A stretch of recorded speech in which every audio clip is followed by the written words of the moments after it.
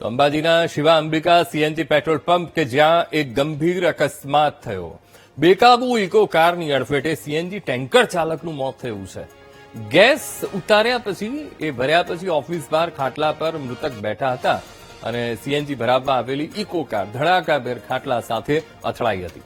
અકસ્માત પછી ઇજાગ્રસ્ત રાજેન્દ્રસિંહને સિવિલ હોસ્પિટલ ખાતે લઈ જવામાં આવ્યા સારવાર માટે.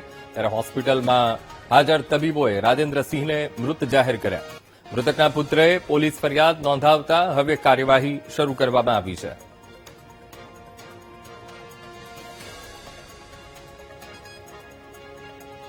તો આ મુદ્દે સંવાદદાતા અક્ષય ફોનલાઈન પર. Akshay, Shiva Ambika CNG petrol pump પર આ ગંભીર અકસ્માતની ઘટના, સીસીટીવી ફૂટેજ પણ સામે આવ્યા છે. એક વ્યક્તિનું મોત થયું છે, ફરિયાદ પણ થઈ છે. શું કાર્યવાહી અક્ષય?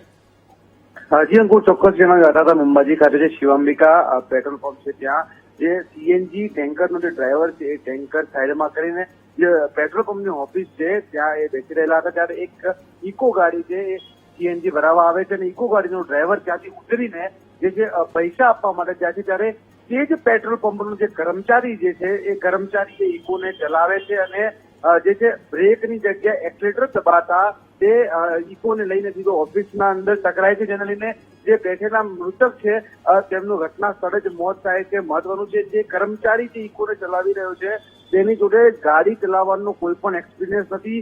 તેમ છતાં જે આ કર્મચારી છે ઇકોને ચલાવે છે જેને લઈને એક ટેન્કર કર્મચારીનું જે ઘટના સ્થળે જે મોત થાય છે. પોલીસે જે છે આ ડ્રાઈવર કર્મચારીને પકડી લીધો છે અને હાલમાં જે પોલીસ ફરિયાદ થઈ છે અને વધુ તપાસ હવે પોલીસ સીસીટીવીના આધારે કરી રહી છે. જી બિલકુલ અક્ષય, સમગ્ર માહિતી સાથે જોડાવા બદલ આપનો આભાર.